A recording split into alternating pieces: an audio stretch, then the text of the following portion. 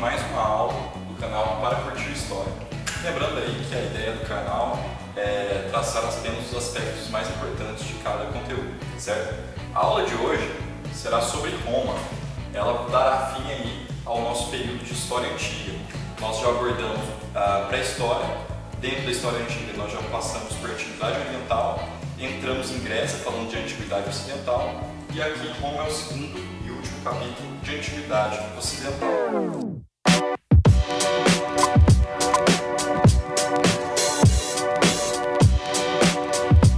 Eu tracei aqui, mais uma vez, um mapa feito à mão, lembrando aí que eu sou um professor raiz, e aqui nós temos aqui o local onde Roma nasceu. Vou aproveitar a oportunidade aqui para mostrar para vocês como era Roma geograficamente falando. Roma era um território que tinha um litoral pouco recortado. Isso aí vai fazer com que as suas atividades marítimas sejam pouco desenvolvidas. Vejam bem, não estou falando em nenhum momento que Roma não vai ter navios ou alguma coisa assim do tipo. Apenas em relação a outros lugares, como Grécia, por exemplo, a sua marinha será pouco desenvolvida. Outras características. O solo aqui vai ser fértil, o que vai propiciar o desenvolvimento da agricultura dentro desse território. Detalhe importante, Roma começa nessa localização aqui, que era conhecida como Lácio, tá? Depois ela vai se expandindo para o sul aqui, para o sul da bota aqui da Itália, para as demais ilhas, para o sul do continente europeu, para o norte da África, algumas regiões aqui da Ásia Menor também. Mas a princípio ela só começa aqui. E como que inicia a história de Roma? Existem duas versões, a científica, por assim dizer, e a lendária, tá? Eu vou abordar aqui as duas porque ambas costumam cair em vestibulares. A primeira delas, a lendária, que é mais legal, mais bonitinha, conta a lenda que Enéas, príncipe troiano, fugindo da guerra de Troia, ele vai parar no Lácio. E lá ele se casa com uma filha de um rei latino, tendo dois filhos, Rômulo e Remo. Após isso, chega um rei vindo de outras regiões e depõe ali as pessoas que estavam no trono, que estavam controlando a região. E para não ter problemas com relação à sucessão, ele ordena que Rômulo e Remo sejam jogados em um rio, o rio Tigre. Bom, segundo a lenda, esses dois bebês eles são salvos por uma loba e posteriormente recebem os cuidados de camponeses. Eles crescem, retornam para o Lácio, depõem o rei ali que tentou usurpar o poder e fundam Roma, tá certo? Após isso, alguns desentendimentos entre os irmãos vão ocorrer, Rômulo mata Remo e se torna o primeiro rei de Roma. Essa é a versão lendária. Segundo a história científica, Roma ela surge por conta de constantes batalhas que eram travadas entre etruscos e latinos. Nessas batalhas, os latinos eles acabaram construindo um centro de defesa fortificado contra os constantes ataques dos etruscos. E aí nasce Roma, tá certo? A história de Roma é dividida em três partes: monarquia, república e império. A gente vai abordar aí ao longo da aula essas três partes, ok? Vamos lá. Primeira parte, monarquia. Monarquia ela é caracterizada por ter poucas fontes históricas. O material aí que a gente tem, material historiográfico, ele é bastante raro. A gente tem poucas fontes aí. Mas o que se sabe é que a sociedade romana era dividida entre patrícios. Guardem bem esse nome, os patrícios eles vão ser bem importantes ao longo de toda a história de Roma. Quem eram os patrícios? Os patrícios eles eram os grandes detentores de terra e que possuíam cabeças de gado ou outros animais, tá certo? Haviam também os plebeus, que eram um povo que compunha a massa trabalhadora. Detalhe importante, os plebeus eles eram alijados do poder político, eles não poderiam participar do poder político. Havia também os clientes, que eram subordinados e protegidos pelos patrícios, e havia os escravos. Dois detalhes importantes aí sobre os escravos. Os escravos nessa época, eles tinham duas origens.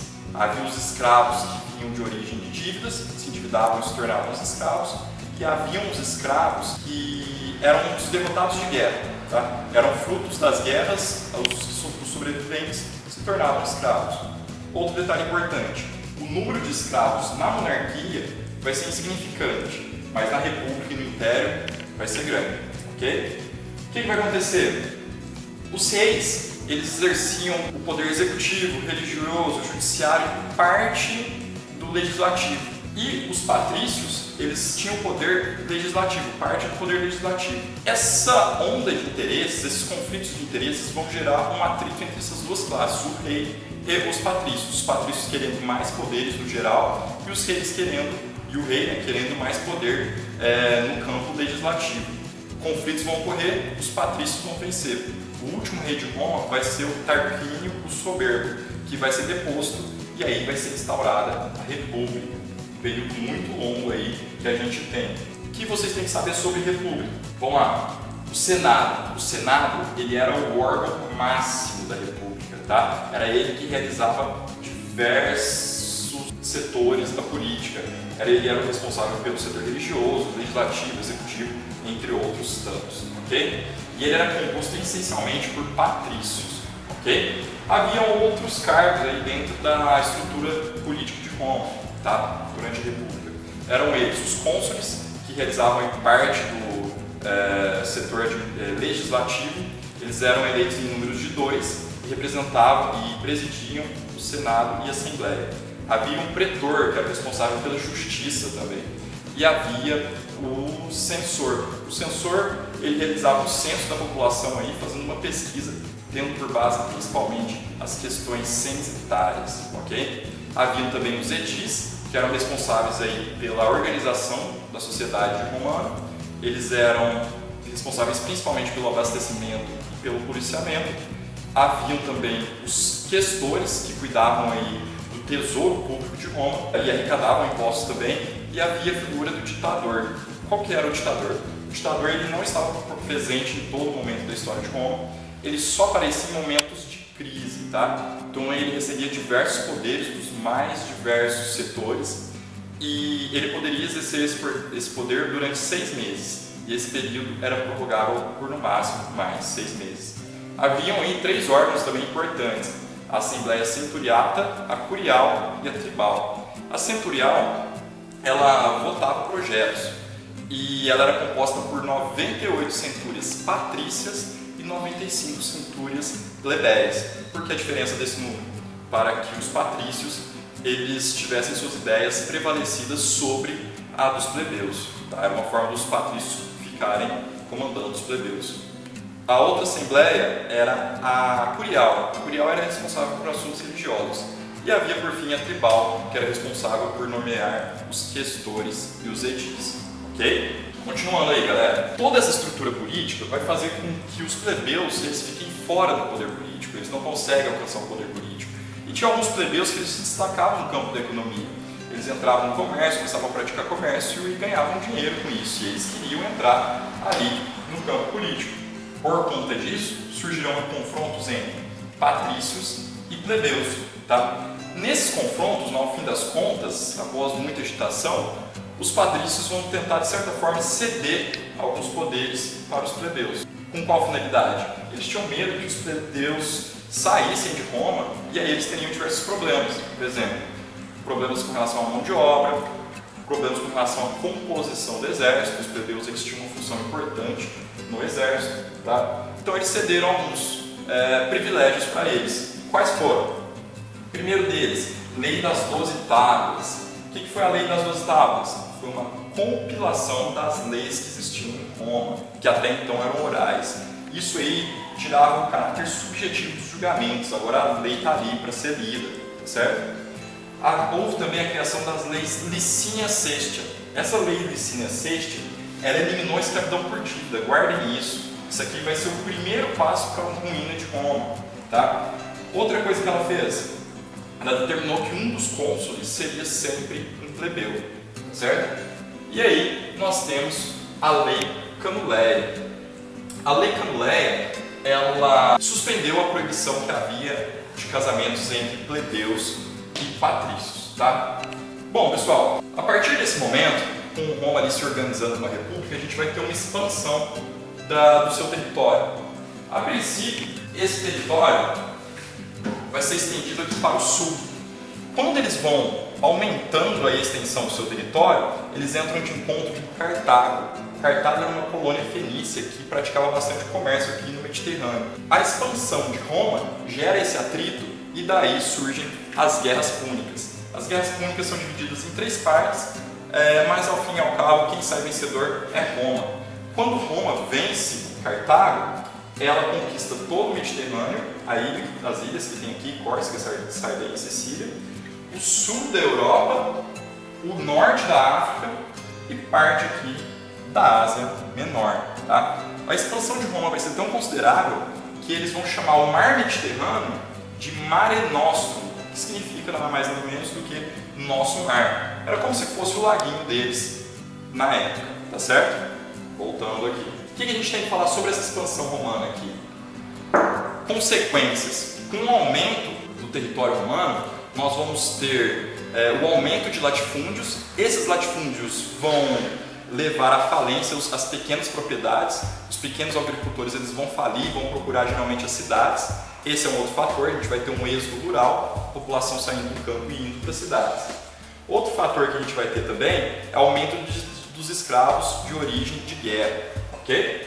Outra questão que a gente tem que falar aqui, a gente tem que falar do surgimento de uma nova classe, os cavaleiros, ou homens novos. Esses cavaleiros, eles eram nada mais nada menos do que comerciantes. Alguns praticavam comércio e se destacavam bastante na sociedade com o dinheiro que ganhavam. Tá? E a gente tem nesse momento também aqui a profissionalização do exército. Agora o exército não vai ser composto mais por homens que um dia são padeiros e no outro dia são soldados. Não. Agora o soldado ele vai ser soldado por toda a sua vida. E o termo soldado ele surge por conta da forma de pagamento que eles recebiam, que era chamada de soldo. Então, por conta disso, surge o nome soldado. Bom, continuando aqui, pessoal. Todas essas questões amenizam as tensões sociais? Não. As lutas sociais, elas se mantêm. Plebeus querendo mais poder, o Senado querendo segurar o poder desses plebeus, ok? E nesse meio tempo aí, entra ainda alguns militares para tentar, abocanhar parte desse poder político. Então a tensão social começa a ocorrer ali dentro de Roma, tá? E aí vai surgir uma tensão entre a aristocracia e população. Algumas pessoas vão tentar resolver esse problema. Dentre eles estão os irmãos Gracos, que foram tribunos da plebe. O primeiro deles, o Tibério, ele vai lançar a seguinte proposta no Senado. Olha só, a proposta dele tinha uma pitada aí de reforma agrária. A ideia dele era o seguinte: quem tivesse mais de 310 hectares de terra teria que doar o excedente para o Estado, que, por sua vez, repassaria para quem não tivesse. Pessoal, ele lançou isso no Senado. E o Senado, naquela época, ele era perigoso. Muitas pessoas entravam vivas e saíam mortas. Uma espécie de jogos mortais da época. Então, quando ele lançou essa ideia no Senado, que era composto por patrícios, os patrícios eram detentores de terra, a maioria olhou abismada para essa ideia e o matou a punhaladas. Na sequência, veio o irmão dele, o Caio Graco. Ele lançou também a mesma ideia de reforma agrária, além de criar também a lei frumentária, que era uma lei que dizia que os plebeus receberiam pães a preços baixos. Nossa, pães não. Ele, assim como seu irmão, também é morto pelo Senado. Ele não é exatamente morto pelo Senado, ele sofre uma pressão ali, ele quer se matar, ele acaba não se matando e pede para que um escravo o mate. Mas isso tudo impulsionado pela força do Senado. Para tentar resolver a situação que não foi resolvida por esses tribunos da plebe, surgem alguns ditadores. O primeiro deles, Mário. Quem era Mário? Era um comerciante muito famoso de Roma, ganhou muito dinheiro, alguns diziam que ele era o homem mais rico de Roma, e ele tinha a característica de ajudar os plebeus que estavam passando fome e também ajudar famílias ricas que entravam em crise. Então ele tinha um carisma muito grande dentro da sociedade. Fora isso, parte do exército ali via ele também com bons olhos. Ele vai ficar por 3 anos no cargo, algo que era proibido, o máximo era 1, e vai adotar umas medidas todas pensando principalmente na plebe. Seu sucessor, Silas, ao contrário de Mário, ele vai fazer coisas diferentes, ele vai pensar principalmente no Senado. O que vai acontecer? O Senado vai dar uma olhada para esse cenário geral e vai ver que não cabe mais somente ao Senado ficar no poder. Esse poder, de certa forma, ele tinha que ser diluído entre outros segmentos sociais, porque só o Senado no poder geraria revoltas, tá? Para tentar sanar esse rebuliço social pelo qual Roma estava passando, foram criados os triunviratos. O primeiro deles foi composto por Crasso, Pompeu e Júlio César. Crasso e Pompeu eram renomados militares e Júlio César ele era sobrinho do Mário e tinha herdado sua fortuna e também, o mais importante, seu carisma. Cada um aqui ficou com uma parte de Roma e em combate Crasso acabou morrendo. Sobrou apenas Júlio César e Pompeu. O Senado, ficando com medo da influência que o Júlio César tinha dentro da sociedade, ele nomeia Pompeu como cônsul único. Quando Júlio César recebe tal notícia, ele que estava na Gália se encaminha para Roma e chegando lá, usando ali da sua influência que ele tinha dentro da sociedade, ele expulsa Pompeu e se autoproclama ditador vitalício, tá? O que vai acontecer? Em uma das sessões do Senado, ele estava falando ali e, assim como Tibério Graco, ele recebe punhaladas e é morto dentro do Senado. Pessoal, Roma está tentando resolver os problemas, não está dando certo, tentou por diversas medidas e o negócio não está rolando. Uma segunda tentativa de triunvirato é feita. Todo o rebuliço social que surge por conta da morte de Júlio César é habilmente explorado por alguns generais, como por exemplo Marco Antônio. Dessa forma, o segundo triunvirato é composto por Lepto, Marco Antônio e Otávio. Nesse segundo triunvirato acontecem algumas questões. Lepto é ignorado e Marco Antônio e Otávio entram em uma disputa. Nessa disputa, Marco Antônio ele se concentra no Egito, que pertencia naquele momento ao Império Romano, e Otávio ele fica mais em Roma. Lá no Egito, Marco Antônio se encontra com a Cleópatra, que ela era muito aberta aos romanos, né? Ela tinha lá os seus carinhos com Marco Antônio, teve seus carinhos lá também com o Júlio César, e o Marco Antônio ajuda ela em algumas disputas territoriais ali com alguns inimigos que estavam infernizando a vida dela. O Otávio ele explora isso para tentar mostrar uma imagem dentro de Roma de que Marco Antônio estava mais preocupado com o Egito do que com Roma. A partir desse momento, Roma faz uma guerra contra Marco Antônio, que é vencida por eles mesmos, pelos romanos. Marco Antônio e Cleópatra suicidam-se. Otávio, nesse momento, ele vai alcançando postos cada vez mais altos. E, ao final, ele se torna o posto de Augustus. E aí, ele ganha um poder extraterreno, praticamente. Era algo divino, alguma coisa assim do tipo. E aí, já não cabia mais o termo república para representar a política de Roma.